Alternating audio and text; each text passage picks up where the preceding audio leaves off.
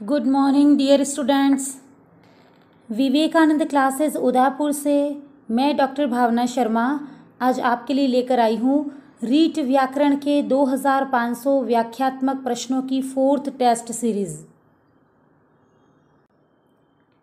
Test 4th का first question है अयोगवाह वर्णाः कतिविधः। अयोगवाह वर्ण कितने हैं? ध्यान दीजिएगा, हमारा फर्स्ट क्वेश्चन है अयोगवाह वर्णाः कतिविधः। अयोगवाह वर्ण कितने हैं? देखिए, ऑप्शन फर्स्ट में है त्रिविधः, ऑप्शन सेकंड है द्विविधः, ऑप्शन थर्ड है चतुर्विधः, ऑप्शन फोर्थ है पंचविधः। देखिए, सबसे पहले हम अयोगवाह वर्ण क्या हैं, अयोगवाह वर्ण कितने हैं, अयोगवाह वर्णों की संख्या कितनी है, उस पर चर्चा करेंगे, फिर हमारे राइट आंसर पे जाएंगे। देखिए, अयोगवाह वर्ण वे हैं जो स्वर एवं व्यंजन तो नहीं हैं किंतु लेखन कार्य में प्रयुक्त होते हैं। फिर से सुनिएगा, माहेश्वर सूत्र जो है उसमें 9 स्वर हैं एवं 33 व्यंजन हैं, उसमें कहीं भी अयोगवाह वर्ण नहीं है। अर्थात वे वर्ण जो स्वर एवं व्यंजन तो नहीं हैं किंतु लेखन कार्य में प्रयुक्त होते हैं, उन्हें अयोगवाह वर्ण कहा जाता है। अयोगवाह वर्णों की संख्या 4 है। ध्यान दीजिएगा, अयोगवाह वर्णों की कुल संख्या 4 है, तो अयोगवाह वर्ण चतुर्विध हैं। आपका क्वेश्चन था अयोगवाह वर्णाः कतिविधः। फर्स्ट ऑप्शन है त्रिविधः, सेकंड ऑप्शन है द्विविधः, थर्ड ऑप्शन है चतुर्विधः और फोर्थ ऑप्शन है पंचविधः। तो आपका सही उत्तर हो जाएगा अयोगवाह वर्णाः कतिविधः। तो आपका सही उत्तर हो जाएगा ऑप्शन स चतुर्विधः। देखिए, ये अयोगवाह वर्ण कौन से 4 हैं ये भी हमें ज्ञात होना चाहिए, क्योंकि बाय द वे किसी समय ये पूछा जाए कि अधोलिखितेषु कः एकः अयोगवाह वर्णः न, निम्नांकित में से कौन सा एक अयोगवाह वर्णों में सम्मिलित नहीं है, तो कौन से 4 हैं ये भी आपको कंठस्थ होना चाहिए। तो देखिए, अयोगवाह वर्णों में सबसे पहले आता है अनुस्वार। ध्यान दीजिएगा, अयोगवाह वर्णों में सबसे पहले जो आता है वो है आपका अनुस्वार। इसके पश्चात आता है विसर्ग। ध्यान दीजिएगा, इसके पश्चात आपका आता है विसर्ग। इसके पश्चात है अर्धविसर्ग। अर्धविसर्ग जिसमें कि जिह्वामूलीय एवं उपधमानीय 2 प्रकार के वर्ण सम्मिलित हैं। ध्यान दीजिएगा, फर्स्ट है आपका अनुस्वार, सेकंड है आपका विसर्ग, थर्ड है आपका अर्धविसर्ग, और इस अर्धविसर्ग भी पुनः 2 प्रकार का है, जिह्वामूलीय एवं उपधमानीय, और चौथा आपका है यम। ध्यान दीजिएगा, चौथा आपका अयोगवाह वर्ण कौन से हैं? यम है। तो अयोगवाह वर्ण ये 4 हैं। पुनः प्रश्न पढ़ेंगे, अयोगवाह वर्णाः कतिविधः, अयोगवाह वर्णाः चतुर्विधः। पहला है अनुस्वार। अनुस्वार का तात्पर्य है किसी वर्ण पे लगने वाली एक बिंदी। दूसरा है विसर्ग। विसर्ग का तात्पर्य है किसी वर्ण के पीछे लगने वाली 2 बिंदियाँ, जैसे कि रामः। तीसरा है अर्धविसर्ग। अर्धविसर्ग का तात्पर्य है जिह्वामूलीय एवं उपधमानीय। चौथा है आपका यम। तो अयोगवाह वर्णों की कुल संख्या 4 है। देखते हैं नेक्स्ट क्वेश्चन। नेक्स्ट क्वेश्चन अपना है माहेश्वर सूत्रे वर्ण संख्या कति। माहेश्वर सूत्र में वर्ण संख्या कितनी है? फिर से सुनेंगे, माहेश्वर सूत्रे वर्ण संख्या कति। ऑप्शन फर्स्ट है 1/4। देखिए, चत्वारिंशत का मतलब है 40 और हमसे पूछा है 1/4। 1/4 का तात्पर्य है 41। सेकंड ऑप्शन है अपना द्विचत्वारिंशत। द्विचत्वारिंशत का तात्पर्य है 40 और द्वि का तात्पर्य है 2। तो ऑप्शन नंबर ब हमसे कहता है 42। ऑप्शन स त्रिचत्वारिंशत। त्रिचत्वारिंशत का तात्पर्य है 43 43। ऑप्शन द है चतुश्चत्वारिंशत् अर्थात 44। तो देखिए माहेश्वर सूत्र जो है उसमें कुल वर्ण संख्या पूछी है। ध्यान दीजिएगा, माहेश्वर सूत्र में कुल वर्णों की संख्या पूछी है। तो आप इस तरह से डिवाइडेशन करेंगे। माहेश्वर सूत्र में जो स्वर हैं वो हैं 9, जो व्यंजन है वो हैं 33, और 9 और 33 को जोड़ दिया जाए तो ये बनते हैं 42। ध्यान दीजिएगा, 3 क्वेश्चन हमारे प्रिपेयर हो गए हैं। माहेश्वर सूत्र में स्वरों की संख्या है 9, व्यंजनों की संख्या है 33, एवं स्वर एवं व्यंजन को ही वर्ण कहा जाता है, तो वर्णों की संख्या है 42, और इस 42 को कहा जाता है द्विचत्वारिंशत्। ध्यान दीजिएगा, और द्विचत्वारिंशत् ऑप्शन हमको लिखा गया है ऑप्शन ब में। तो क्वेश्चन नंबर 2 का सही उत्तर हो जाएगा द्विचत्वारिंशत्, अर्थात माहेश्वर सूत्रों की कुल संख्या द्विचत्वारिंशत् है। किसी किसी पासबुक में आपको 42 के अतिरिक्त 44 अथवा चतुश्चत्वारिंशत् भी मिलेगा, लेकिन माहेश्वर सूत्र के अनुसार पूछा है तो आपकी वर्ण संख्या 42 अथवा अर्थात द्विचत्वारिंशत् ही होगी। नेक्स्ट क्वेश्चन है आपका शल प्रत्याहारे आयति। शल प्रत्याहारे आयति अर्थात शल प्रत्याहार में कौन से वर्ण आते हैं? ऑप्शन अ है अनुनासिक वर्ण, ब है ऊष्म वर्ण, स है अर्धस्वर, द है अल्प प्राण वर्णाः। देखिए सबसे पहले देखते हैं शल प्रत्याहार क्या है। शल प्रत्याहार जो है उसकी डेफिनेशन है शल ऊष्माणः। डेफिनेशन आपको याद करनी पड़ेगी। शल प्रत्याहार की डेफिनेशन है शल ऊष्माणः। शल ऊष्माणः का तात्पर्य है शल प्रत्याहार में ऊष्म वर्ण आते हैं। देखिए कई बार हमसे ये भी पूछा जा सकता है कि ऊष्म वर्णाः कतिविधः, ऊष्म वर्ण कितने हैं? तो आपको याद रखना है कि जो ऊष्म वर्ण हैं वो सामान्यतया 4 हैं। और कई बार हमसे ये भी पूछा जाता है कि निम्नांकित में से कौन एक ऊष्म वर्ण है अथवा कौन एक ऊष्म वर्ण नहीं है। तो ये 4 कौन है, इन चारों के बारे में भी आपका ज्ञान होना चाहिए। तो देखिए पहले तो हम बात करते हैं शल प्रत्याहार की। शल प्रत्याहार का तात्पर्य है शल ऊष्माणः। ऊष्म वर्ण कितने हैं? तो आपको याद रखना है कि ऊष्म वर्ण 4 हैं। अब ऊष्म वर्ण कौन से 4 हैं?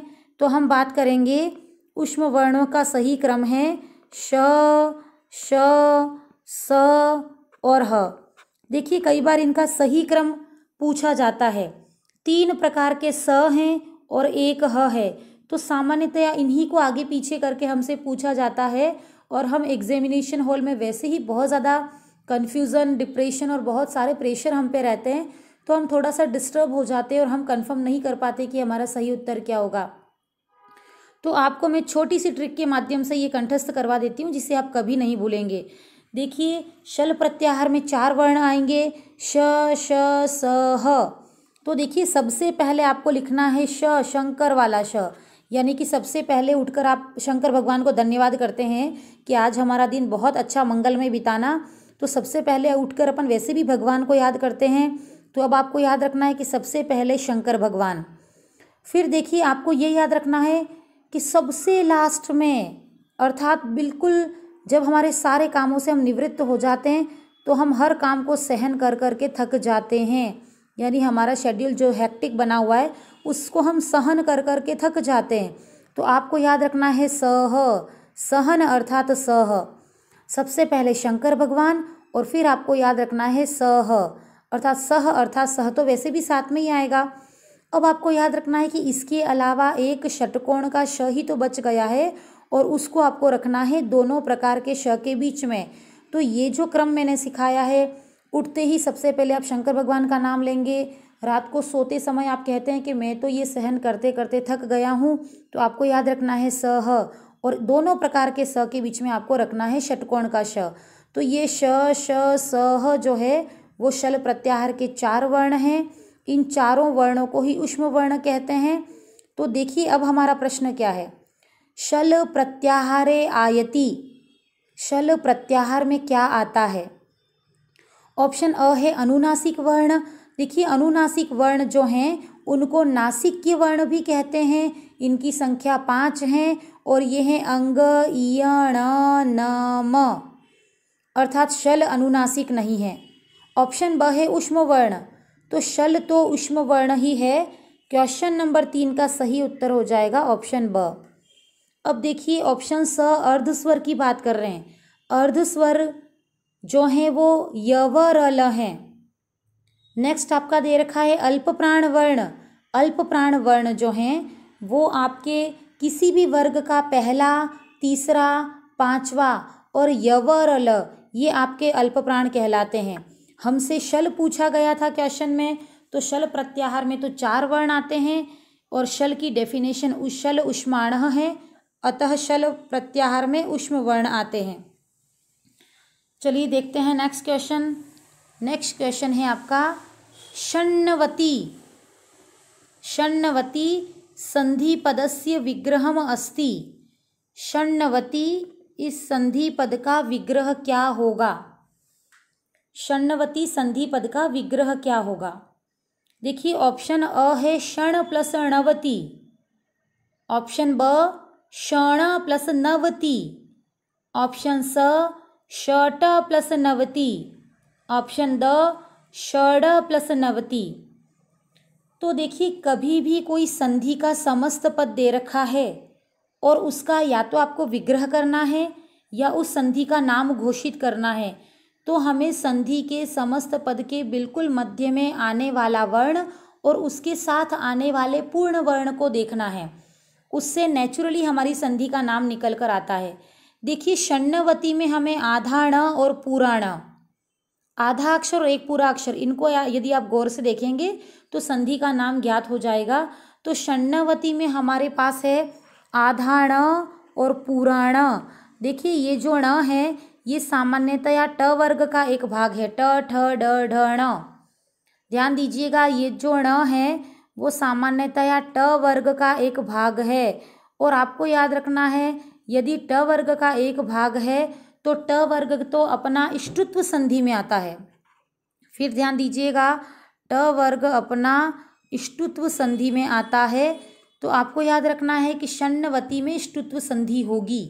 यदि आपसे प्रश्न पूछा जाता षण्णवती में कौन सी संधि है, तो आपका सही उत्तर हो जाएगा षण्णवती में इष्टुत्व संधि है।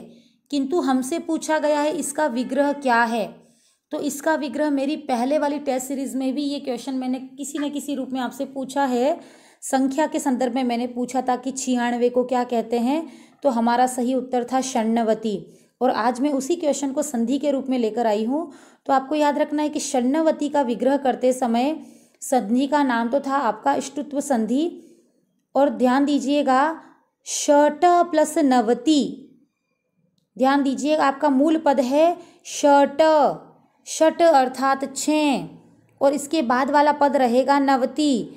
देखिए षट के साथ जब नवती जुड़ता है तो षट का ट भी ण हो जाता है और नवती का न भी ण हो जाता है। इस प्रकार षट प्लस नवती मिलकर ही आपका षण्णवती पद बनाते हैं।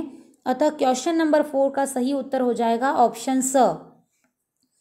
चलिए देखते हैं नेक्स्ट क्वेश्चन।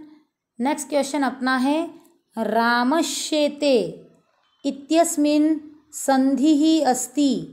रामश्येते इस पद में कौन सी संधि है?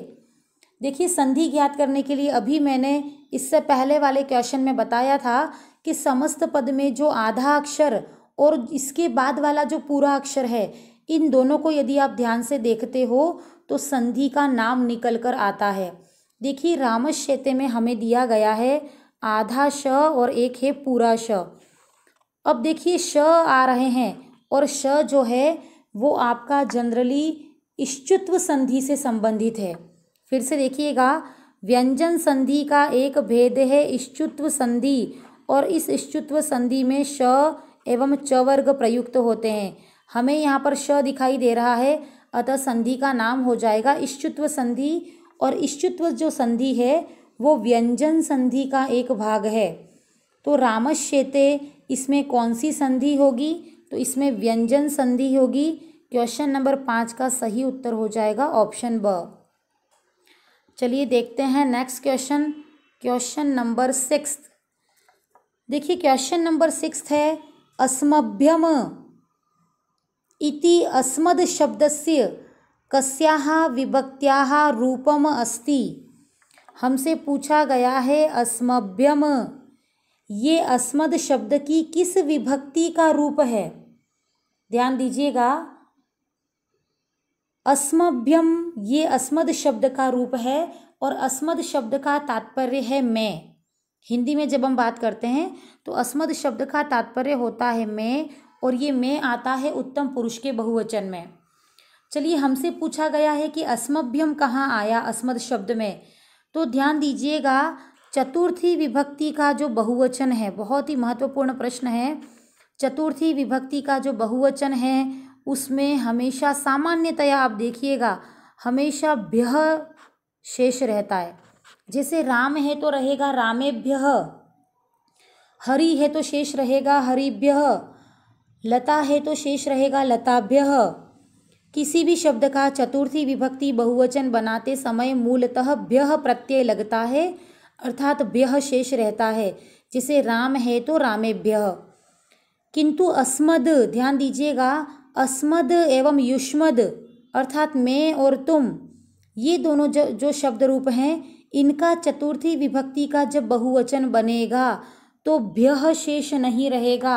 अस्मद एवं युष्मद शब्दों के चतुर्थी बहुवचन में भ्यम शेष रहेगा। अपने आप में बहुत ही महत्वपूर्ण प्रश्न है। तो हमसे यही पूछा गया था कि अस्मद शब्द में अस्मभ्यम कहाँ आएगा, तो अस्मभ्यम आएगा चतुर्थी विभक्ति के बहुवचन में। देखिए ऑप्शन है अपना ऑप्शन अ है तृतीया बहुवचन, तृतीया बहुवचन में तो अस्माभिः आएगा। ऑप्शन ब है चतुर्थी बहुवचन, तो चतुर्थी बहुवचन आपका बिल्कुल सही ऑप्शन है। एक ऑप्शन दे रखा है पंचमी बहुवचन।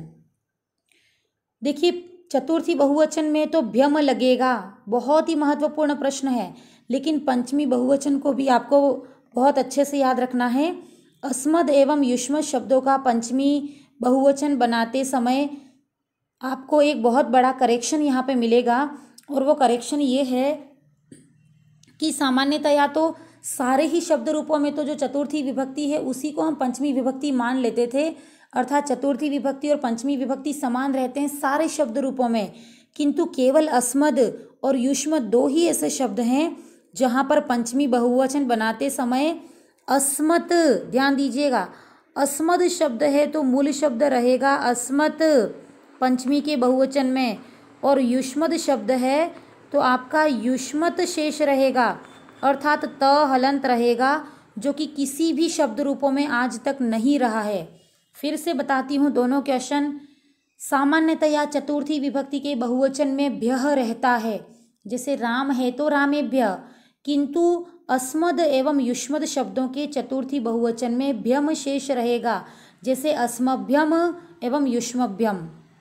इसी प्रकार पंचमी विभक्ति के बहुवचन में सदैव चतुर्थी विभक्ति का भ्य ही रिपीट कर दिया जाता था, किंतु अस्मद एवं युष्मद शब्दों में पंचमी विभक्ति का बहुवचन अस्मत एवं युष्मत बनेगा, जिसका कि त सदैव हलंत रहेगा। ये दोनों ही चतुर्थी बहुवचन एवं पंचमी बहुवचन, ये दोनों ही बहुत अपने आप में अलग हैं, सभी शब्द रूपों से अलग हैं ये, और ये अलग होने के कारण ही परीक्षा की दृष्टि से बहुत महत्वपूर्ण है। चलिए देखते हैं नेक्स्ट क्वेश्चन। नेक्स्ट क्वेश्चन आपका है राजन शब्दस्य षष्ठी बहुवचन रूपम किम स्यात्। राजन शब्द का षष्ठी बहुवचन रूप क्या होगा। देखिए शब्द का नाम तो है राजन शब्द और रूप पूछा है षष्ठी बहुवचन। देखिए षष्ठी बहुवचन में आपको याद रखना है कि राजन शब्द है तो आपको याद रखना है कि रूप क्या बनेगा। ऑप्शन अ है राजानम, ऑप्शन ब है राजानाम, ऑप्शन स है राज्ञाम। ध्यान दीजिएगा, एक छोटा सा करेक्शन है यहाँ पर। ऑप्शन स है आपका राज्ञाम, ऑप्शन द है आपका राजनाम। देखिए राजन शब्द का जब द्वितीया के बहुवचन में आता है तो एक नाम बनता है राज्ञः, और वो जो राज्ञः मिला उसी के आधार पर लगभग सारा राजन शब्द बन जाता है। तो राम शब्द की षष्ठी बहुवचन में तो राजा नाम बनता है, राम शब्द की षष्ठी बहुवचन में तो रामाणाम बनता है। तो राजन में राजा नाम नहीं बनेगा, याद रखना है आपको, क्योंकि सामान्यतया जो छात्र हैं वो राम शब्द के अकॉर्डिंग ही सारे शब्द रूप चला देते हैं। तो राम का रामाणाम, तो राजन का राजा नाम नहीं होगा। तो ऑप्शन ब जो है अशुद्ध, उससे आपको बचना है। ये क्वेश्चन मैं इसीलिए लेकर आई हूँ क्योंकि लोग क्या करते हैं, राजन का राजा नाम कर देंगे, जो कि सर्वथा गलत होगा। आपको याद रखना है राजन शब्द का षष्ठी विभक्ति बहुवचन बनेगा राज्ञाम, अर्थात ऑप्शन स आपका बिल्कुल सही उत्तर है। और राज्ञाम जो है उसको इस तरह से लिखा गया है, थोड़ा सा ध्यान दीजिएगा। नेक्स्ट क्वेश्चन है अपना क्वेश्चन नंबर 8। देखिए क्वेश्चन नंबर 8 में लिखा है अकर्मक धातु अस्ति, निम्नांकित में से कौन एक अकर्मक धातु है।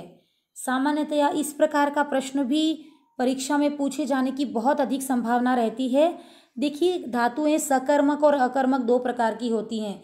वे धातुएं जिनके साथ की कर्म प्रयुक्त होता है सकर्मक धातुएं कहलाती हैं, किंतु वे धातुएं जिनके साथ कभी भी कर्म प्रयुक्त नहीं होता वे अकर्मक धातु कहलाती हैं। और इतनी सारी सकर्मक अकर्मक धातुएं या तो आप याद रखें या फिर मैं आपको बता देती हूँ कि किसी भी धातु का यदि आप वाक्य में प्रयोग करके देखते हैं तो वो अपने आप ही आपको पता चल जाएगा कि ये धातु सकर्मक है अथवा अकर्मक है। तो देखिए ऑप्शन अ फर्स्ट लेते हैं हम लोग, पठ। पठ का तात्पर्य है पठती अर्थात पढ़ता है। अब इसका वाक्य में प्रयोग करके देखते हैं, रामः पुस्तकम पठति, राम पुस्तक को पढ़ता है। देखिए पुस्तक के साथ यहाँ पर आ गया है को, और को ही तो हमारा कर्म है। जिसके साथ हिंदी करने पर को आ जाए वो ही आपका कौन है, कर्म है। तो या तो आप हिंदी वाक्य बना लीजिए या फिर आप संस्कृत वाक्य बना लीजिए, दोनों में ही आपको को नजर आ जाएगा। सबसे पहली अपनी धातु थी पठ, तो मैंने कहा राम पुस्तक को पढ़ता है या रामः पुस्तकम पठति, तो यहाँ पर पुस्तक को आ रहा है, अर्थात पठ धातु तो आपकी सकर्मक है। ऑप्शन ब है हस, इस धातु को अभी छोड़ते हैं हम, ऑप्शन स पे आ जाइए। ऑप्शन स में लिखा है लिख, लिख अर्थात लिखना या लिखती। देखिए सीता लेखम लिखती, सीता लेख को लिखती है, यहाँ पर भी को आ गया, अतः लिख भी सकर्मक धातु है। द ऑप्शन है आपका गम, गम अर्थात जाना, और जाना का तात्पर्य है गच्छति, जाता है। तो देखिए रामः उदयपुरम गच्छति, राम उदयपुर को जाता है। तो देखिए यहाँ पर भी आपका को अर्थात कर्म स्पष्ट रूपेण नजर आ रहा है। अब आपका एक ऑप्शन बच गया था, उसका नाम है हस। राम हंसता है, सामान्य वाक्य बना रामः हसति, राम हंसता है। अब राम किसको हंसता है ये सेट नहीं हो रहा, अतः आपको याद रखना है कि हंसना, सोना इस प्रकार की धातुओं के साथ को अर्थात कर्म नहीं लगता, अतः आपका हस धातु अकर्मक धातु है। आपका क्वेश्चन नंबर 8 था अकर्मक धातु अस्ति, तो हमारा ऑप्शन ब सही हो जाएगा, हस धातु अकर्मक है। सामान्यतया धातुओं के वाक्य बनाकर देखिए, जिसके साथ को सेट नहीं होगा वो आपकी अकर्मक धातु कहलाएगी। तो क्वेश्चन नंबर 8 का सही उत्तर हो जाएगा हस। इसी प्रकार सोना अर्थात शेते, यह धातु भी आपकी अकर्मक कहलाएगी। नेक्स्ट क्वेश्चन है आपका क्वेश्चन नंबर 9। क्वेश्चन नंबर 9 है वेदेषु अर्थात वेदों में प्रयुक्तः एकादशविध लकारः कः, वेदों में प्रयुक्त होने वाला 11वां लकार कौन सा है। ऑप्शन अ है लृंग लकार, ऑप्शन ब है क्रियातिपत्ति, ऑप्शन स है लुंग लकार, ऑप्शन द है लेट लकार। देखिए लकारों पर विस्तृत बात कर लेते हैं। वर्तमान में लकारों की संख्या है 10, ध्यान दीजिएगा। वर्तमाने कति लकाराः, ये यदि आपसे पूछा जाए तो आपको याद रखना है कि वर्तमान में 10 लकार हैं, क्लियर। किंतु वेदों में एकादश अर्थात 11 लकार थे। तो वेदों में वह कौन सा लकार था जो कि आज प्रयुक्त नहीं होता? तो वेदों में प्रयुक्त होने वाला एक अतिरिक्त लकार कौन सा है? तो आपको याद रखना है कि वेदों में प्रयुक्त होने वाला एक अतिरिक्त लकार है लेट लकार। ऑप्शन द लेट लकार ही वह लकार है जो कि वेदों में प्रयुक्त होता था किंतु वर्तमान में प्रयुक्त नहीं होता। फिर से सुनेंगे। वेदेषु कति लकाराः? वेदेषु एकादशविध लकाराः। वर्तमाने कति लकाराः? वर्तमाने दशविध लकाराः। वेदेषु प्रयुक्तः एकादशविध अतिरिक्तः लकारः कः? वेदों में प्रयुक्त होने वाला अतिरिक्त या 11वां लकार कौन सा है? तो उसका ऑप्शन हो जाएगा ऑप्शन द लेट लकार। नेक्स्ट क्वेश्चन है आपका क्वेश्चन नंबर 10। देखिए क्वेश्चन नंबर 10 है आत्मनि इति का विभक्ति ही। आत्मनि इति का विभक्ति ही। देखिए आत्मनि कोई भी शब्द आपको यदि परीक्षा में पूछा जाए तो इसका मूल शब्द क्या है और वो कौन से लिंग में है, सबसे पहले उसका निर्धारण करें। तो आत्मनि जो है उसका मूल शब्द है आत्मन। ध्यान दीजिएगा, आत्मनि का मूल शब्द है आत्मन। देखिए कई बार परीक्षा में हमसे किसी भी शब्द का लिंग भी पूछा जाता है। हमसे पूछा जाए कि आत्मन शब्द कौन से लिंग में है, तो हम कहते हैं आत्मा आ गई, आत्मा चली गई, तो आत्मन शब्द स्त्रीलिंग में है, किंतु ये सर्वथा गलत है। आत्मन शब्द सदैव पुल्लिंग में चलेगा। कुछ चीज़ों को आप रजिस्टर में राइट डाउन भी कीजिए ताकि आप उसको एक्स्ट्रा टाइम में रीड आउट कर सकें। आत्मन शब्दे कह लिंगः, ऐसा भी प्रश्न पूछा जा सकता है। तो आत्मन शब्द में कौन सा लिंग है? आत्मन शब्द सदैव पुल्लिंग में चलता है। अब देखिए आत्मन शब्द नकारांत हलंत है। ध्यान दीजिएगा, आत्मन में न आया है लास्ट में और ये हलंत भी है, तो मैं तो कहती हूँ कि आत्मन शब्द नकारांत हलंत वाला शब्द है। अब देखिए कोई भी हलंत वाला शब्द है उसका जब सप्तमी विभक्ति एक वचन बनाते हैं, ध्यान दीजिएगा, किसी भी हलंत वाले शब्द का अपन सप्तमी विभक्ति एक वचन बनाते हैं तो उसमें छोटी ई प्रयुक्त होती है मूल शब्द में। ध्यान दीजिएगा, किसी भी हलंत वाले शब्द की सप्तमी विभक्ति एक वचन बनाते हैं तो उसमें छोटी ई लग जाती है। देखिए आत्मन शब्द में जब छोटी ई लगेगी तो वो आपका बन जाएगा आत्मनि। यह रूल सभी हलंत वाले शब्दों पर लागू होता है। यदि शब्द है वाच तो बनेगा वाची, शब्द यदि है भवत तो बनेगा भवती, शब्द यदि है भूभृत तो बनेगा भूभृति, शब्द यदि है जगत तो बनेगा जगती। जितने भी हलंत वाले शब्द हैं उसका सप्तमी विभक्ति एक वचन आने पर उसमें ह्रस्व ई जुड़ जाएगी। तो यहाँ पर भी हमें आत्मनि पूछा है। मूल आत्मन शब्द में ह्रस्व ई जुड़ने पर आत्मनि बना है, तो यहाँ पर अपनी विभक्ति हो जाएगी सप्तमी विभक्ति। तो ऑप्शन द आपका बिल्कुल सही आंसर हो जाएगा। आत्मनि इति का विभक्ति, आत्मनि इति सप्तमी विभक्ति एक वचनम। नेक्स्ट क्वेश्चन है अपना मधु उकारांत नपुंसकलिंग शब्दस्य षष्ठी बहुवचन रूपम स्यात्। देखिए एक तो अपनी बात है मधु शब्द के बारे में हमसे पूछा गया है। अब कई बार सिंगल प्रश्न भी पूछा जा सकता था कि मधु शब्द कौन से लिंग में है। मैंने इस प्रश्न में आपको एक एक्स्ट्रा हिंट दिया है कि मधु आपका नपुंसकलिंग शब्द है। ये आप अपने नोट्स में ऐड कीजिएगा। मधु उकारांत है क्योंकि अंत में उ आ रहा है। मधु शब्द सदैव नपुंसकलिंग में चलेगा। नपुंसकलिंग शब्दों की विशेषता होती है कि उनकी प्रथमा विभक्ति एवं द्वितीय विभक्ति दोनों सेम चलती हैं। अब हमसे पूछा है मधु शब्द का षष्ठी बहुवचन। देखिए कोई भी शब्द रूप हो जिसकी मात्रा ह्रस्व हो, कोई भी शब्द जिसकी मात्रा छोटी ई अथवा छोटा ऊ हो, आपको याद रखना है कि निसंदेह द्वितीया के बहुवचन में और षष्ठी के बहुवचन में ये दोनों मात्राएं सदैव बड़ी हो जाएंगी। किसी भी प्रकार का शब्द रूप हो, चाहे वो हलंत हो, नपुंसकलिंग हो, किसी भी वर्ण से अंत हुआ हो, आपको याद रखना है कि सदैव द्वितीया के बहुवचन में और षष्ठी के बहुवचन में ह्रस्व मात्राएं दीर्घ हो जाती हैं। तो हमसे पूछा है मधु, मधु का षष्ठी बहुवचन, और अभी मैंने कहा कि षष्ठी बहुवचन में तो मात्रा दीर्घ हो जाएगी। तो मधु का रूप बन जाएगा मधु नाम, और मधु नाम की मात्रा हमें दीर्घ चाहिए, ध्यान रखिएगा, मधु नाम की मात्रा हमें षष्ठी के बहुवचन में दीर्घ चाहिए। ऑप्शन अ है मध्वाम, आपका अशुद्ध आंसर है। ऑप्शन ब है मधु नाम, देखिए मधु नाम भी बना है और इसकी मात्रा भी दीर्घ है, तो क्वेश्चन नंबर 11 का सही उत्तर हो जाएगा ऑप्शन ब। ऑप्शन स दिखा है मधु नाम, लेकिन इसमें ऊ की मात्रा ह्रस्व है, अतः यह भी गलत हो गया। ऑप्शन ब है मधुनायाम, यह ऑप्शन भी गलत है। मैं आपको फिर कहती हूँ कि जितने भी ह्रस्व ई एवं ह्रस्व ऊ वाली मात्राएं हैं वो कम से कम 2 स्थानों पर तो दीर्घ होंगी ही होंगी, द्वितीया का बहुवचन एवं षष्ठी का बहुवचन, अतः मधु की मात्रा दीर्घ होकर मधु नाम यह रूप सिद्ध होगा। नेक्स्ट क्वेश्चन है अपना क्वेश्चन नंबर 12। रिक्त स्थान गंगा प्रभवती, रिक्त स्थान गंगा प्रभवती, रिक्त स्थाने किम स्यात्, रिक्त स्थान में क्या होगा।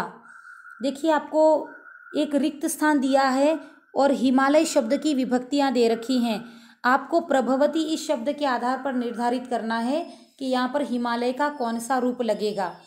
देखिए कारक का पंचमी विभक्ति का एक सूत्र है जिसका नाम है भुवः प्रभवः, ध्यान दीजिएगा, सूत्र का नाम है भुवः प्रभवः।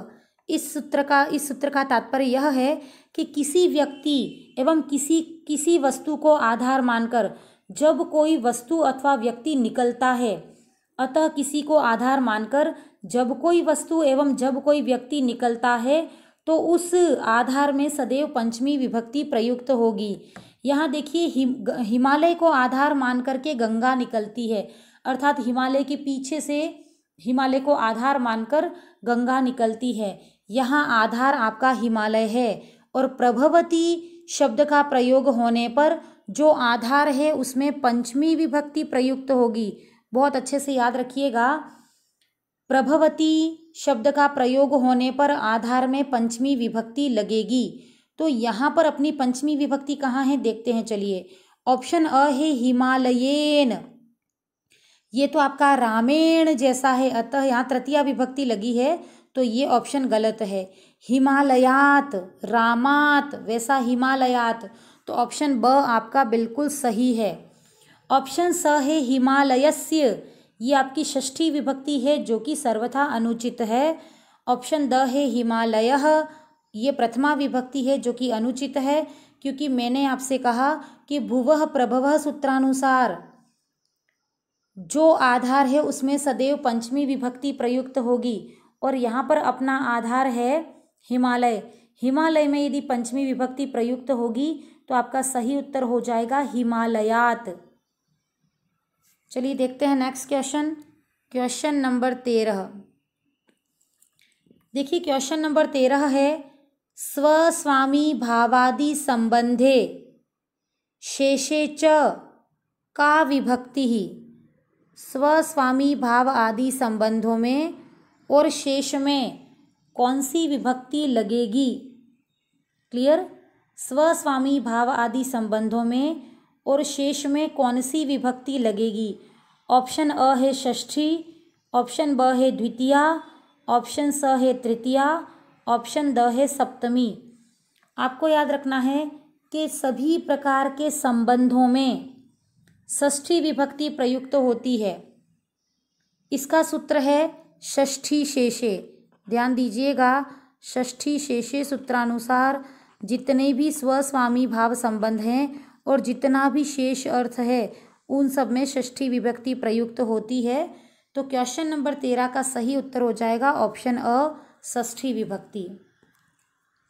नेक्स्ट देखते हैं क्वेश्चन नंबर 14। क्वेश्चन नंबर 14 में लिखा है उपराजम पदस्य विग्रहम सूचयत। उपराजम इस पद का विग्रह सूचित कीजिए। ऑप्शन अ है राजानाम समीपम, ऑप्शन ब है राजाम समीपम, ऑप्शन स है राज्ञः समीपम, ऑप्शन द है राजा समीपम। अब देखिए उपराजम से संबंधित कितने प्रश्न एग्जाम में पूछे जा सकते हैं उन सभी पे बात कर लेते हैं। क्वेश्चन नंबर 1 बनता है हमारा उपराजम पद में कौन सा समास है।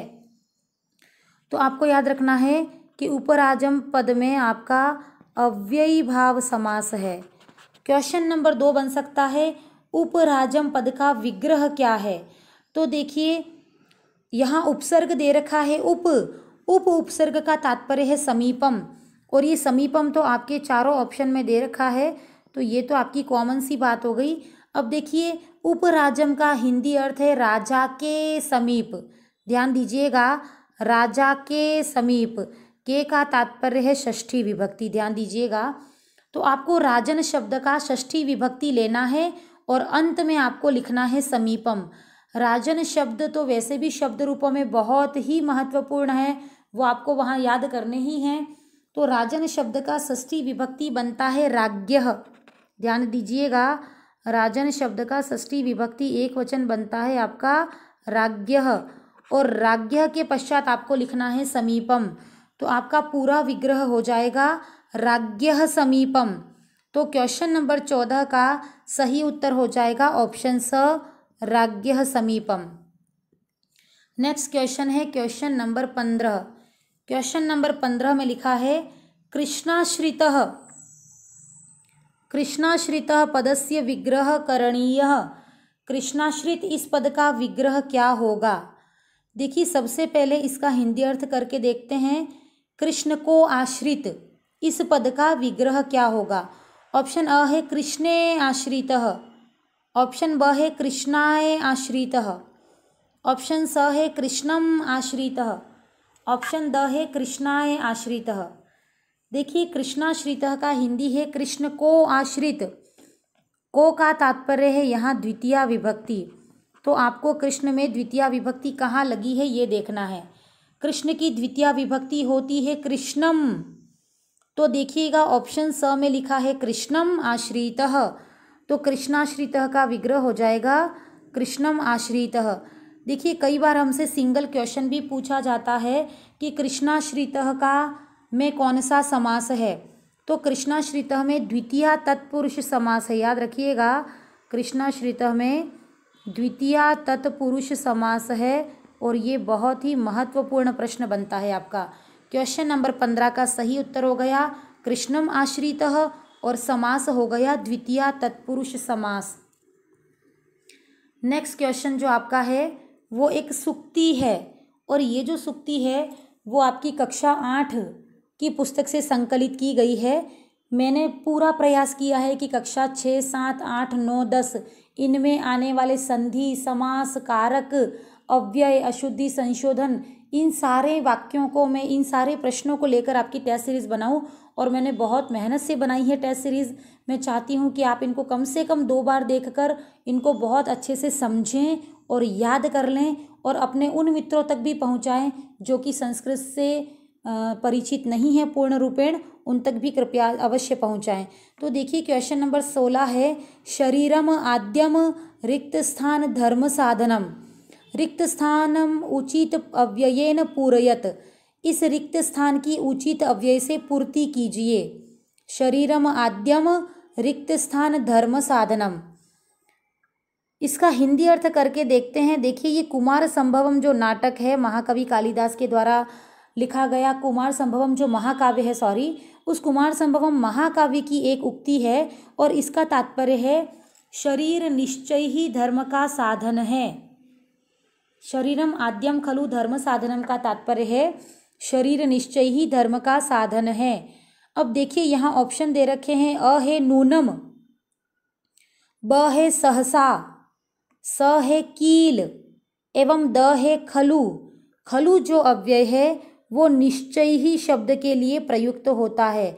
तो आपको ये सुक्ति याद करनी है, बहुत ही महत्वपूर्ण सुक्ति है। शरीरम आद्यम खलु धर्म साधनम, शरीर निश्चित रूप से धर्म का साधन है, अर्थात शरीर रहेगा तभी तो हम पूजा पाठ, तपस्या, उपासना, दान एवं लोगों की भलाई कर सकेंगे। तो शरीर है तभी धर्म होगा, ये इसका तात्पर्य है। क्वेश्चन नंबर 16 का सही उत्तर हो जाएगा खलु, और सुक्ति आप याद कर लीजिएगा शरीरम आद्यम खलु धर्म साधनम। नेक्स्ट क्वेश्चन आपका है क्वेश्चन नंबर 17। क्वेश्चन नंबर 17 में लिखा है कर्मवाच्यस्य कर्मणि का विभक्ति ही। कर्मवाच्य के कर्म में कौन सी विभक्ति होगी। देखिए वाच्य पर मैंने 4 वीडियो बनाए हैं, 3 वीडियो तो बहुत अच्छे से मैंने समझाया है उसके नियम, इसका रूप एवं कर्तृवाच्य, कर्मवाच्य, भाववाच्य का परिवर्तन कैसे होगा। चौथे वीडियो में मैंने उसके बहुत सारे क्वेश्चंस जो कि आपके साथ साझा किए हैं, उन क्वेश्चन को मैं अटेम्प्ट कर रही हूँ खुद और आपसे भी करवा रही हूँ कि आप कैसे नियम लगाकर उनको अटेम्प्ट करेंगे। तो उन वीडियो को वाच्य परिवर्तन के लिए अवश्य देखें। देखिए वहाँ मैंने नियम बताया है कि कर्मवाच्य जब भी होगा, तो कर्मवाच्य की पूरी सीरीज़ में आपको बता देती हूँ। कर्मवाच्य जब होता है तो देखो किसी भी वाच्य में 3 चीज़ें बहुत महत्वपूर्ण हैं। एक है कर्ता, एक आपका है कर्म और एक आपकी है क्रिया। तो ध्यान दीजिएगा कि कर्तृवाच्य और कर्मवाच्य, यहाँ हमसे कर्मवाच्य की बात पूछिए तो कर्मवाच्य की पूरी सीरीज़ को हम याद करते हैं। कर्मवाच्य का जो कर्ता होगा उसमें तृतीया विभक्ति रहती है। ध्यान दीजिएगा, कर्मवाच्य के कर्ता में तृतीया विभक्ति रहती है, कर्मवाच्य के कर्म में सदैव प्रथमा विभक्ति रहती है और कर्मवाच्य की क्रिया सदैव आत्मने पद में चलेगी। ध्यान दीजिएगा, हमसे प्रश्न पूछा था कर्मवाच्य के कर्म में कौन सी विभक्ति रहेगी, तो कर्मवाच्य के कर्म में सदैव प्रथमा विभक्ति रहेगी। तो आपका ऑप्शन हो जाएगा प्रथमा विभक्ति। देखिए ऑप्शन देखते हैं, प्रथमा विभक्ति, द्वितीया विभक्ति, तृतीया विभक्ति एवं चतुर्थी विभक्ति। तो कर्मवाच्य के कर्म में सदैव प्रथमा विभक्ति रहेगी। आपका ऑप्शन अ सही होगा। किंतु यदि यही प्रश्न कर्तृवाच्य के संदर्भ में होता, ध्यान दीजिएगा, यही प्रश्न यदि कर्तृवाच्य के संदर्भ में होता तो आपके प्रश्न होता कर्तृवाच्य के कर्ता में कौन सी विभक्ति होगी। तो कर्तृवाच्य के कर्ता में तो विभक्ति होगी प्रथमा, कर्तृवाच्य के कर्म में विभक्ति होगी द्वितीया और कर्तृवाच्य की जो क्रिया है वो परस्मय पद में चलेगी। तो कर्तृवाच्य एवं कर्मवाच्य की ये जो पूरी सीरीज़ है, ये सीरीज़ आपको याद करके जानी है क्योंकि इस सीरीज़ से एक क्वेश्चन अवश्य रूपेण पूछा जाएगा। नेक्स्ट क्वेश्चन है आपका क्वेश्चन नंबर 18। क्वेश्चन नंबर 18 है विपरीतार्थक उपसर्गः कः। विपरीत अर्थ वाला उपसर्ग कौन सा है। ऑप्शन अ है अनु, अनु का तात्पर्य है पीछे, अनुसरण, अनुकरण, अनुगमन। ऑप्शन ब है दूर, दूर का तात्पर्य है कठिन अथवा विपरीत, जैसे कि जहाँ जाया न जा सके दुर्गम, जिसे समझा न जा सके दुर्बोध। दूर का तात्पर्य है कठिन या फिर बुरा, जैसे दुर्गति, बुरी गति। तो दूर का तात्पर्य है कठिन या बुरा। ऑप्शन स है अति, अति का तात्पर्य है अधिक। ऑप्शन द है परा, परा का तात्पर्य है विपरीत। ध्यान दीजिएगा, परा का तात्पर्य है विपरीत, जैसे कि पराजय, जय का विपरीत होना ही पराजय है। जैसे कि पराधीन, स्वाधीन का विपरीत ही पराधीन है। तो आपको याद रखना है कि परा जो उपसर्ग है वो आपका विपरीत अर्थ के लिए प्रयुक्त होता है। नेक्स्ट क्वेश्चन है क्वेश्चन नंबर 19। क्वेश्चन नंबर 19 में लिखा है शिशुः दुग्धम पीबति।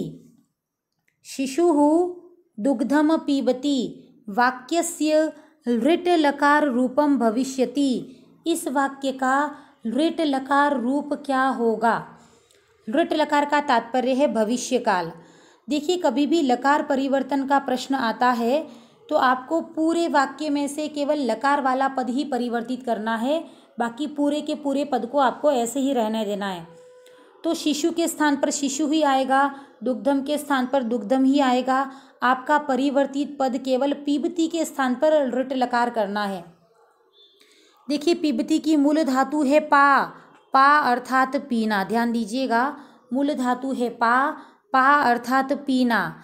पा धातु का जब लृट लकार भविष्यकाल बनाया जाएगा तो वो बनेगा आपका पास्यति। ध्यान दीजिएगा, वो बनेगा आपका पास्यति। पास्यति का तात्पर्य है पिएगा। तो शिशुः दुग्धम पीबति, इसका रूप बनेगा शिशुः दुग्धम पास्यति। क्वेश्चन नंबर 19 का सही उत्तर हो जाएगा ऑप्शन अ, शिशुः दुग्धम पास्यति। नेक्स्ट क्वेश्चन है आपका क्वेश्चन नंबर 20। क्वेश्चन नंबर 20 में लिखा है भगवान रामः मर्यादा पुरुषोत्तमः एक पत्नी व्रतधारी च आसीत्। भगवान राम मर्यादा पुरुषोत्तम और एक पत्नी व्रतधारी थे। इस वाक्य में विशेषण क्या है? विशेषण का तात्पर्य है विशेषता क्या है। देखिए भगवान राम की दो विशेषताएं यहाँ दिखाई दे रही हैं, एक है मर्यादा पुरुषोत्तम और दूसरा है एक पत्नी व्रतधारी। तो देखिए यहाँ दो विशेषण दे रखे हैं, एक है मर्यादा पुरुषोत्तम और दूसरा है एक पत्नी व्रतधारी। तो ऑप्शन अ मर्यादा पुरुषोत्तम, ऑप्शन ब एक पत्नी व्रतधारी, ऑप्शन स है अ ब उभयम। तो आपका अ और ब दोनों ही बिल्कुल सही है। तो क्वेश्चन नंबर 20 का सही उत्तर हो गया ऑप्शन स अ ब उभयम। नेक्स्ट क्वेश्चन है आपका क्वेश्चन नंबर 21। क्वेश्चन नंबर 21 आपका छंदों से संबंधित है। देखिए 21वें क्वेश्चन में पूछा गया है 6 4 7। आपको ये जो हिंदी वाली गिनती है ये याद करनी है, क्योंकि संख्या ज्ञानम, समय ज्ञानम और जितने भी संख्या से संबंधित प्रश्न है वो सारे आपके इसी से पूछे जाएंगे। तो आपको ये वाली गिनती याद करनी है, देवनागरी लिपि वाली। आपसे प्रश्न पूछा है 6 4 7 वर्णे यति कस्मिन छंदसि आयति। 6 4 और 7 वर्णों में वर्णों की यति किस छंद में आती है? देखिए यति ज्ञात करने के लिए सबसे पहले हमें जितने भी वर्ण दे रखे हैं उनको गिनना है। तो 6 और 4 10 और 10 और 7 17, ये कुल वर्ण हो गए 17, याद रखिएगा। और 17 वर्णों पर 3 छंद आते हैं। छंदों पर भी एक मेरा वीडियो आया हुआ है, बहुत ही सरल भाषा में, सरलतम रूप में मैंने छंदों को वहाँ बताया है। एक बार उस वीडियो को अवश्य देखें। छंद संबंधी कोई भी समस्या पूरी ज़िंदगी में आपको नहीं आएगी, चाहे वो फर्स्ट ग्रेड हो, नेट हो या जेआरएफ हो। छंद के उस वीडियो को आप अवश्य देखें। तो वहाँ मैंने बताया था कि 17 वर्णों पर 3 छंद आते हैं। एक का नाम है हरिणी छंद, एक का नाम है शिखरिणी छंद और एक का नाम है मंदाक्रांता छंद। 17 वर्णों पर 3 छंद आते हैं, हरिणी, शिखरिणी एवं मंदाक्रांता छंद।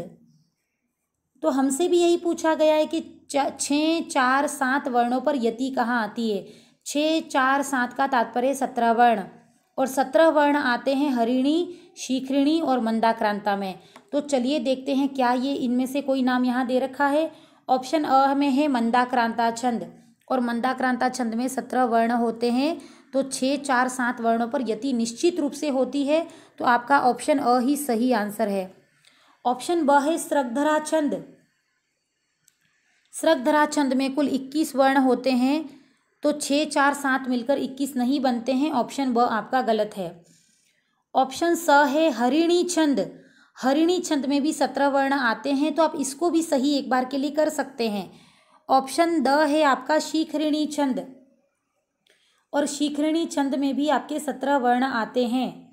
तो आपके ऑप्शन अ, स एवं द, 3 ऑप्शन आपको लगता है कि 17 वर्णों पर आ सकते हैं।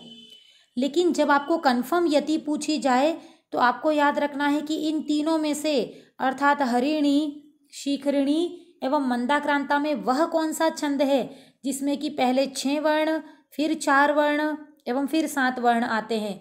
देखिए इसका निर्धारण करने के लिए मैं आपको एक छोटी सी ट्रिक बताऊंगी। देखिए ट्रिक यह है कि आपको 2 प्रकार की यति यहाँ पूछी जा सकती है। एक आपको पूछा जाता है 6 4 7 और एक पूछा जाता है 4 6 7। इन दोनों का ही योग 17 होता है, और ऑप्शन में तो हरिणी, शिखरिणी, मंदाक्रांता तीनों ही ऑप्शन दे रखे होते हैं। तो आपको याद रखना है कि जब बात 6 4 7 की हो, अर्थात 6 बड़ा है, देखिए 4 की कंपैरिजन में आपका 6 बड़ा है, तो आपको याद रखना है कि जब आपको पूछा जाए 6 4 7 अर्थात 6 बड़ा हो और बड़ा या तेज तो होता है कौन? बड़ा या तेज तो होता है कौन? हिरण। हिरण बहुत तेज दौड़ता है। तो आपको याद रखना है कि 6 4 7 में 6 बड़ा है, तेज है तो आपको याद रखना है कि 6 पे तो आएगा हरिणी छंद। किंतु यदि आपके ऑप्शन में दे रखा है 4 6 7, ध्यान दीजिएगा, यदि आपको 4 6 7 पर यति पूछी गई है तो आपको याद रखना है कि 6 की कंपैरिजन में 4 छोटा है, 4 कमज़ोर है, तो कमज़ोर को अपन मंद कहते हैं और आपको याद रखना है कि मंद से बनेगा मंदाक्रांता। देखिए पूरी विषय वस्तु को फिर से समझाऊंगी। यदि आपको कोई किसी भी वर्णों पर यति दे रखी है तो उसके समस्त वर्णों को जोड़ दीजिए। यहाँ 6 4 7 होता है 17 और 17 वर्णों पर 3 छंद हैं, हरिणी, शिखरिणी एवं मंदाक्रांता। देखिए 2 प्रकार की यति आपसे एग्जाम में पूछी जा सकती है, एक है 6 4 7 और दूसरी है 4 6 7। यदि आगे वाली संख्या 6 है तो आपको याद रखना है कि 6 बड़ा है, बहुत तेज़ है, तो आपका नाम हो जाएगा कि हिरण बहुत तेज भागता है, तो आपको याद रखना है कि हरिणी छंद होगा। जबकि 6 की कंपैरिजन में 4 छोटा है तो आपको याद रखना है कि 4 तो मंद है, मंद से याद रखना है कि मंदाक्रांता छंद होगा। छंदों के विस्तृत ज्ञान के लिए छंद का वीडियो अवश्य देखें। चलिए देखते हैं नेक्स्ट क्वेश्चन।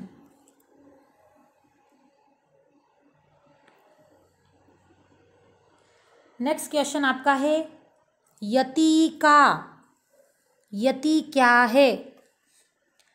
ऑप्शन अ है गण। गण का तात्पर्य तो है 3 वर्णों का समूह, ध्यान दीजिएगा, गण का तात्पर्य है 3 वर्णों का समूह। और कुल गण कितने हैं ये परीक्षा में पूछा जाए तो आपको याद रखना है कि कुल गण छंदों में कितने हैं, 8। गण का तात्पर्य है 3 वर्णों का समूह और कुल गण कितने हैं छंदों में, तो कुल गण छंदों में 8 है। ऑप्शन ब है विराम। विराम का तात्पर्य है रुकना, विराम का तात्पर्य है रुकना। और विराम सामान्यतया अल्प विराम, पूर्ण विराम, छंदों में 2 प्रकार के विराम प्रयुक्त होते हैं, तो यति का तात्पर्य ही विराम है।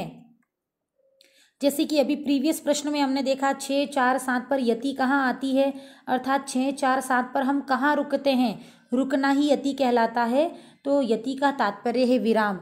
तो क्वेश्चन नंबर 22 का सही उत्तर हो जाएगा विराम, ऑप्शन ब। नेक्स्ट क्वेश्चन है आपका क्वेश्चन नंबर 23।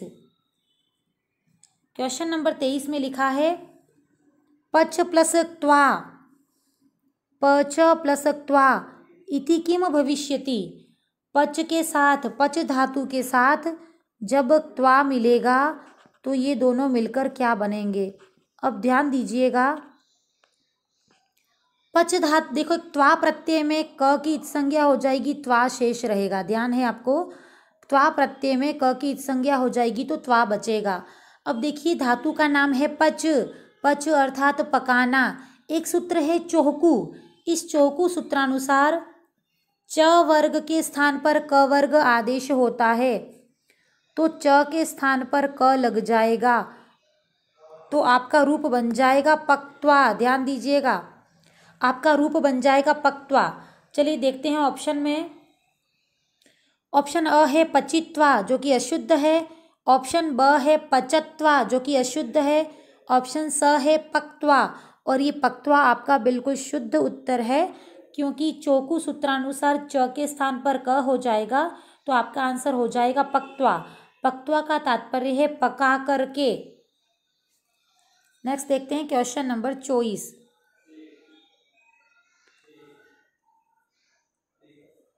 क्वेश्चन नंबर 24 में लिखा है अधोलिखितेषु कः एकः कृदंत प्रत्ययः नास्ति।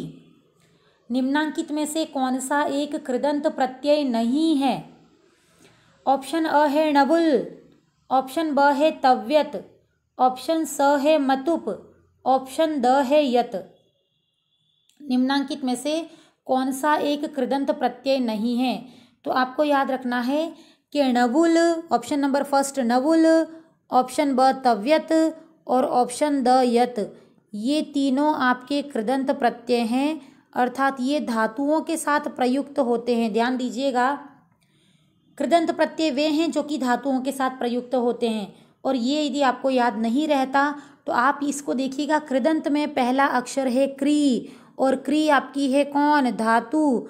तो जहाँ पर धातु के जो प्रत्यय धातुओं के साथ जुड़ते हैं वो कृदंत कहलाते हैं, क्योंकि कृदंत में पहला अक्षर है क्री और क्री का तात्पर्य है करोति, अर्थात क्री एक धातु है, तो कृदंत प्रत्यय धातुओं के साथ ही जुड़ेंगे। जबकि जो तद्धित प्रत्यय है वो संज्ञा, सर्वनाम और विशेषणों के साथ प्रयुक्त होता है। तो देखिए अपना क्वेश्चन था निम्नांकित में से कौन एक कृदंत प्रत्यय नहीं है, तो आपका ऑप्शन स राइट हो जाएगा। मतुप प्रत्यय कृदंत नहीं है, अर्थात मतुप संज्ञा, सर्वनाम और विशेषण के साथ प्रयुक्त होता है, धातुओं के साथ प्रयुक्त नहीं होता। नेक्स्ट क्वेश्चन है अपना क्वेश्चन नंबर 25। यशोबलम पदस्य विग्रहो अस्ति। यशोबलम पद का विग्रह क्या है? ऑप्शन अ है यश बलम, ऑप्शन ब है यशाबलम, ऑप्शन स है यशः बलम और ऑप्शन द है यशोबलम। ध्यान दीजिएगा, विसर्ग संधि का एक नियम है कि विसर्ग संधि में विसर्ग के स्थान पर ओ आदेश हो जाता है। ध्यान दीजिएगा, विसर्ग संधि में विसर्ग के स्थान पर ओ आदेश हो जाता है, ये एक नियम है। तो आपको यहाँ याद रखना है कि मूल शब्द होगा यशः। संस्कृत में मूल शब्द है यशः और यशः के साथ जब बलम जुड़ेगा तो विसर्ग के स्थान पर ओ हो जाएगा और आपका सही उत्तर हो जाएगा यशोबलम। बहुत ही महत्वपूर्ण प्रश्न है। इसी प्रकार आपको याद रखना है, बहुत ही महत्वपूर्ण प्रश्न है, मनः प्लस रथः, ये भी विसर्ग संधि का एक सूत्र है और रूप बनेगा मनोरथः। इसी प्रकार एक शब्द है पुरः प्लस धा, पुरः प्लस धा, इसका रूप बनेगा पुरोधा, ये भी विसर्ग संधि का एक अति महत्वपूर्ण प्रश्न है। तो आपको याद रखना है यशोबलम, मनोरथः एवं पुरोधा, ये तीनों ही विसर्ग संधि के बहुत महत्वपूर्ण प्रश्न हैं। और आपका क्वेश्चन था क्वेश्चन नंबर 25, यशोबलम का विग्रह क्या होगा? तो यशोबलम का विग्रह होगा ऑप्शन स यशः धन बलम। नेक्स्ट क्वेश्चन है आपका क्वेश्चन नंबर 26। अवरुद्धः पदस्य विग्रहो अस्ति। अवरुद्ध पद का विग्रह क्या है? अवरुद्ध पद में विग्रह क्या रहेगा? ऑप्शन अ है अव प्लस रुध प्लस क्त, ऑप्शन ब है अव प्लस रूह प्लस क्त, ऑप्शन स है अव प्लस रुद प्लस क्त, ऑप्शन द है अव प्लस रुद्ध प्लस क्त। तो आपको याद रखना है कि रूह प्लस क्त, ध्यान दीजिएगा, संस्कृत में रूह प्लस क्त बनाने पर रुद्ध बनता है। ध्यान दीजिएगा, रूह प्लस क्त करने पर रुद्ध बनता है। उपसर्ग अपने स्थान पर यथावत रहते हैं। रूह प्लस क्त यदि रुद्ध बनता है तो अवरुद्ध बनाने के लिए आपको केवल अव उपसर्ग आगे लगाना है, तो ये आपका अवरुद्ध पद बन जाएगा। तो रूह प्लस क्त वाला ऑप्शन आपका सही हो जाएगा और रूह प्लस क्त लिखा है आपके ऑप्शन नंबर ब में। तो क्वेश्चन नंबर 26 का सही उत्तर हो जाएगा अव प्लस रूह प्लस क्त बराबर अवरुद्धः। नेक्स्ट क्वेश्चन है अपना क्वेश्चन नंबर 27। क्वेश्चन नंबर 27 है बहिरागत्य पदस्य संधि विच्छेदः किम भविष्यति। बाहर आता है, बहिरागत्य, इस पद का संधि विच्छेद क्या होगा?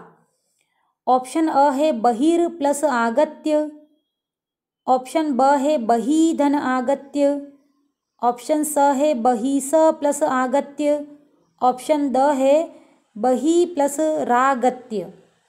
देखिए बही जो शब्द है उसमें भी विसर्ग लगता है। ध्यान दीजिएगा, आपका जो मूल शब्द है बही उसमें विसर्ग लगता है और इसके पश्चात आपका पद दे रखा है आगत्य। तो आपको याद रखना है कि विसर्ग के पश्चात जब भी स्वर आते हैं तो विसर्ग के स्थान पर र आदेश हो जाता है। विसर्ग के पश्चात स्वर आने पर विसर्ग को र आदेश हो जाता है और ये र हलंत जब आ के साथ मिलेगा तो ये बन जाएगा रा। तो आपका शब्द बन जाएगा बहिरागत्य। ध्यान दीजिएगा, यहाँ पर आपको दिखाई दे रहा होगा रा पद बहिरागत्य। तो आपका सही उत्तर हो जाएगा बहि प्लस आगत्य, ऑप्शन ब। नेक्स्ट क्वेश्चन देखते हैं। Question number 28। क्वेश्चन नंबर 28 है व्यवहारः पदस्य विग्रह पदम किम विद्यते। व्यवहार पद का विग्रह क्या बनेगा। व्यवहार पद का विग्रह क्या बनेगा। देखिए व्यवहार जो पद है वो बना है, इस पद में सबसे पहले देखेंगे कौन सी संधि है, तो व्यवहार पद की संधि का नाम है यण संधि। क्योंकि कहीं पर भी समस्त पद में य व र ल के आगे यदि आधा अक्षर आ जाता है तो संधि का नाम हो जाता है यण संधि। व्यवहार पद का विग्रह हमसे पूछा गया है, तो व्यवहार पद का विग्रह है विधन अवहारः। ऑप्शन याद रखना है, इसका विग्रह हो जाएगा विधन अवहारः।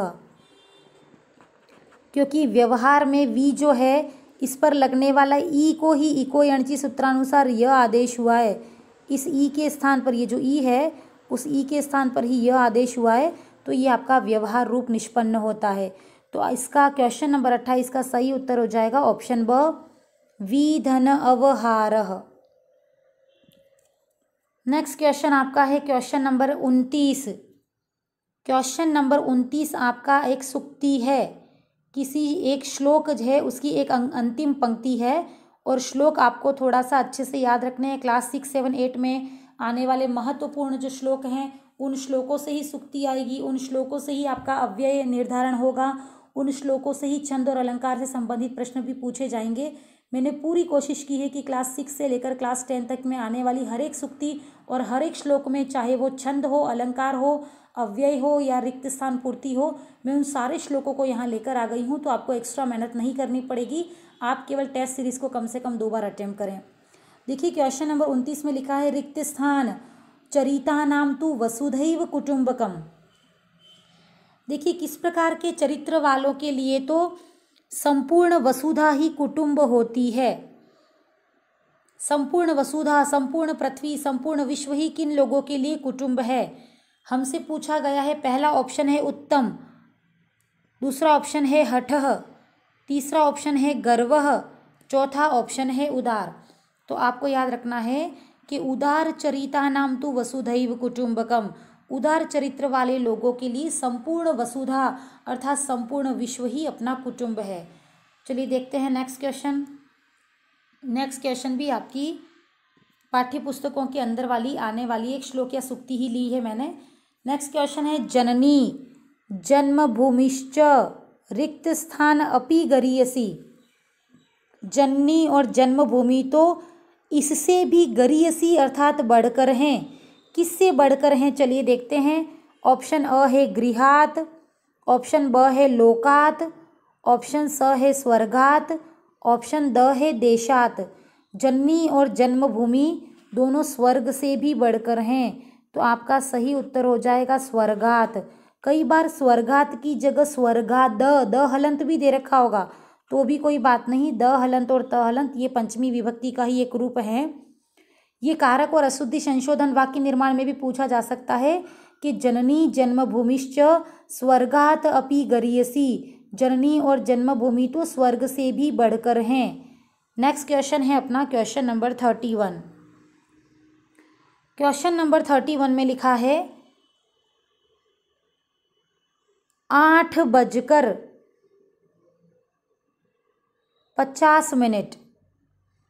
कृते संस्कृत पदम किम भविष्यति। 8:50 के लिए संस्कृत भाषा में कौन सा पद होगा। ऑप्शन अ है, देखिए 10 हमसे समय पूछा गया है 8:50। एक बार इस प्रकार का समय आने पर आप एक बार समय को साइड में लिख दें। हमारा समय है 8:50। अब देखिए हमसे ऑप्शन अ पूछता है कि 10 निमेष न्यूनम नववादनम। क्या 9 बजने में 10 मिनट कम है। तो हाँ, 9 बजने में 10 मिनट कम को ही तो 8:50 कहते हैं। तो आपका ऑप्शन अ बिल्कुल सही है। ऑप्शन ब है 50 अधिकम अष्टवादनम। क्या 50 मिनट ज़्यादा हो गए हैं 8 बजकर? तो हाँ, 50 मिनट ज़्यादा ही तो हो गए हैं 8 बजकर, यानी 8:50। तो ऑप्शन ब भी आपका बिल्कुल सही है। 10 कला न्यूनम नववादनम। देखो, 10 कला अर्थात 10 मिनट, न्यूनम अर्थात कम है, 10 मिनट कम है 9 बजने में। तो हाँ, 8:50 हुए हैं, तो 9 बजने में 10 मिनट ही कम है। तो आपका ऑप्शन स भी बिल्कुल सही है। ऑप्शन द कहता है सर्वे। तो क्वेश्चन नंबर 31 का सही उत्तर हो जाएगा सर्वे, क्योंकि सारे समय मिलकर या तो 8:50 हुए हैं या 9 बजने में 10 मिनट कम है, इस बात का वर्णन करते हैं। चलिए देखते हैं नेक्स्ट क्वेश्चन है आपका क्वेश्चन नंबर 32। क्वेश्चन नंबर 32 में लिखा है 9:19। ध्यान दीजिएगा, इस प्रकार के समय को पहले शुद्ध रूप में साइड में लिख दीजिएगा। हमसे पूछा है 9:19 के लिए संस्कृत पदम किम स्यात्। 9:19 के लिए संस्कृत में कौन सा पद होगा? फर्स्ट ऑप्शन है 19 अधिकम। 19 का तात्पर्य है 19। 19 अधिकम 19 ज़्यादा है। नववादनम 9 बजकर। तो हाँ, 9:19 ज़्यादा है। फर्स्ट ऑप्शन आपका सही है। सेकंड ऑप्शन नवदश कला। नवदश का तात्पर्य है 19, कला का तात्पर्य है मिनट। तो नवदश कला उत्तरम 19 मिनट ज़्यादा है नववादनम। सेकंड ऑप्शन भी आपका बिल्कुल सही है। थर्ड ऑप्शन है 19। 19 का तात्पर्य भी 19 ही है। ये हमसे कहते हैं 19 कला अधिकम नववादनम। 19 अर्थात 19 मिनट ज़्यादा है 9 बजकर। ये ऑप्शन भी आपका बिल्कुल सही है। ऑप्शन द है 19 निमेषाधिकम नववादनम। 19 अर्थात 19, निमेष अधिकम अर्थात मिनट ज़्यादा हो चुके हैं 9 बजकर। तो ये भी आपका ऑप्शन बिल्कुल सही है। 9:19 ज़्यादा हो चुके हैं, अर्थात क्वेश्चन नंबर 32 का सही उत्तर हो जाएगा सर्वे, अर्थात सभी शुद्ध हैं। नेक्स्ट क्वेश्चन है आपका क्वेश्चन नंबर 33। क्वेश्चन नंबर 33 है 42 कृते 42 या 42 कृते संस्कृते का संख्या। 42 के लिए संस्कृत में कौन सी संख्या होगी? ऑप्शन अ है 24। ऑप्शन ब है 24। ऑप्शन स है उभयम और ऑप्शन ब है केवलम ब। देखिए, 42 को 24 भी कहते हैं और 24 भी कहते हैं, अतः आपका ऑप्शन स सही हो जाएगा। उभयम अर्थात अ एवं ब दोनों ही ऑप्शन सही हैं।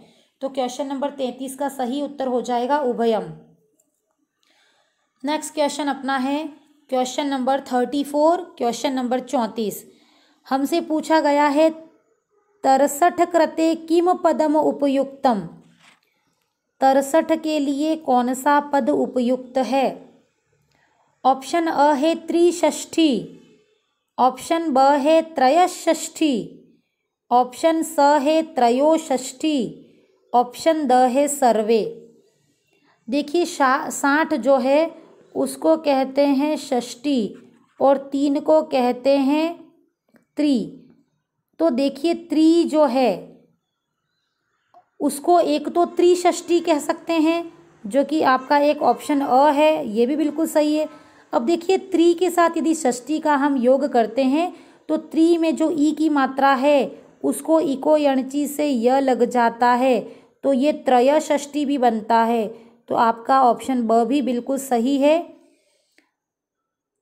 शब्द जो आपका त्रय है, ध्यान दीजिएगा, उसमें विसर्ग लग रहा है और विसर्ग को ओ हो जाता है। मैंने मनोरथः, पुरोधा इस प्रकार के उदाहरण देकर अभी आपको समझाया था। तो आपको याद रखना है कि जिस प्रकार यशोबलम, मनोरथः, पुरोधा में विसर्ग को ओ हुआ, तो त्रयः का त्रयो भी हो सकता है। तो ये सभी प्रकार के ऑप्शन सही हैं। तो क्वेश्चन नंबर 34 का सही उत्तर हो जाएगा ऑप्शन द सर्वे। देखिए इस व्याख्यात्मक टेस्ट सीरीज का अंतिम और 35वां प्रश्न आपके सामने है। क्वेश्चन है आपका, आदित्याद जायते वृष्टिः, आदित्याद जायते वृष्टिः, रेखांकित पदम आश्रित्य प्रश्न निर्माण कुरुत। ये जो प्रश्न निर्माण के प्रश्न है ये भी आपकी क्लास 6 से लेकर 10 तक में जो क्वेश्चन दे रखे हैं उन्हीं से उठाया है मैंने। आपको प्रश्न पूछा है आदित्याद जायते वृष्टि, इसमें रेखांकित पद को आधार मानकर प्रश्न निर्माण कीजिए। देखिए इस प्रश्न में आपका मूल पद जो है रेखांकित पद वो आपका है आदित्य। ध्यान दीजिएगा, आदित्य पद आपका रेखांकित किया हुआ है और हमसे पूछा है कि रेखांकित पद को आधार मानकर प्रश्न निर्माण कीजिए। देखिए प्रश्न निर्माण करने वाला जो चैप्टर है उसको मैं 5 मिनट थोड़ा सा व्याख्या करना चाहूँगी। देखिए उसकी व्याख्या इस प्रकार है कि यदि किसी उत्तर में, ध्यान दीजिएगा, यदि किसी उत्तर में कोई स्थान की बात दे रखी है, किसी स्थान की बात आपको दे रखी है तो आप पूछते हैं कुत्र। यदि किसी उत्तर में आपको व्यक्ति का नाम दे रखा है कि सह रामः, तो आपका प्रश्न निर्माण करते समय प्रश्न बन जाएगा सह कः। यदि प्रश्न निर्माण करते समय आपका जो उत्तर दे रखा है उसमें यदि संख्यावाचक कोई शब्द है, जैसे कि रामः त्रीणि फलानि खादति, राम 3 फल खाता है और 3 के नीचे यदि रेखांकित है तो आपका प्रश्न बनेगा रामः कति फलानि खादति। तो संख्यावाचक उत्तर के स्थान पर आपको लिखना है कति। ध्यान दीजिएगा, आपको लिखना है कति। और इसी प्रकार यदि उत्तर में समय दे रखा है कि रामः 5 वादने उत्तिष्ठति, यदि समय दे रखा है और समय को आपको रेखांकित किया हुआ है और पूछा जाए रेखांकित पद के स्थान पर क्या बनेगा, तो संख्या के स्थान, तो आपको समय के स्थान पर लिखना है कदा। रामः 5 वादने उत्तिष्ठति का प्रश्न बनेगा रामः कदा उत्तिष्ठति। फिर से क्लियर करूंगी, यदि स्थानवाचक शब्द है तो आपका बनता है कुत्र। यदि कोई व्यक्ति के बारे में प्रश्न पूछा है तो आपका प्रश्न बनाते समय बनेगा कह। यदि संख्या के बारे में बात है तो प्रश्न बनाते समय आप प्रयुक्त करेंगे कति। यदि समय की कोई बात है तो आप प्रश्न निर्माण करते समय लिखेंगे कदा। और यदि ना तो आपका स्थान है, ना व्यक्ति है, न संख्या है, न समय है, यदि इनमें से कोई भी नहीं है, देखिए आदित्याद न तो संख्या है, न समय है, न स्थान है, आदित्याद यदि कुछ भी नहीं है, कोई संज्ञा है, तो आपको याद रखना है कि आदित्याद यदि इस प्रकार के सामान्य शब्द दे रखे हैं तो आपको किम जो सर्वनामक शब्द है, याद रखिएगा, किम सर्वनामक शब्दों के आधार पर आपका प्रश्न निर्माण होगा। अब देखिए आदित्याद शब्द में कौन सा लिंग है और कौन सी विभक्ति है, सबसे पहले यही ज्ञात करेंगे, उसी के आधार पर हम प्रश्न निर्माण करेंगे। तो आदित्याद जो है, देखिए राम की पंचमी है रामात, उसी प्रकार से आदित्य शब्द की पंचमी विभक्ति है आदित्याद। तो हमें याद रखना है कि आदित्य जो शब्द है वो पंचमी विभक्ति एक वचन है। तो आपको याद रखना है कि किम शब्द का पंचमी विभक्ति एक वचन ही आपको लेना है, और किम शब्द का पंचमी विभक्ति एक वचन आदित्य शब्द में पंचमी विभक्ति का एक वचन है, तो आपको किम शब्द का भी पंचमी विभक्ति एक वचन लेना है, और किम शब्द का पंचमी विभक्ति बन जाएगा कस्मात। देखिए आपको दे रखा है आदित्याद पंचमी विभक्ति एक वचन, वैसा ही आपका बनेगा कस्मात, और कस्मात आपको दे रखा है ऑप्शन ब में। तो आदित्याद जायते वृष्टि, इसका प्रश्न बन जाएगा कस्मात जायते वृष्टि, अर्थात किससे बारिश होती है। तो क्वेश्चन नंबर 35 का सही उत्तर हो जाएगा ऑप्शन ब। तो आपके 2500 व्याख्यात्मक प्रश्नों की हल वाली टेस्ट सीरीज का चौथा टेस्ट यहीं समाप्त होता है। चलिए मिलते हैं नेक्स्ट वीडियो में, तब तक के लिए स्टे होम, स्टे सेफ, घर पे रहिए, सुरक्षित रहिए, परीक्षा की तैयारी कीजिए। चलिए, धन्यवाद।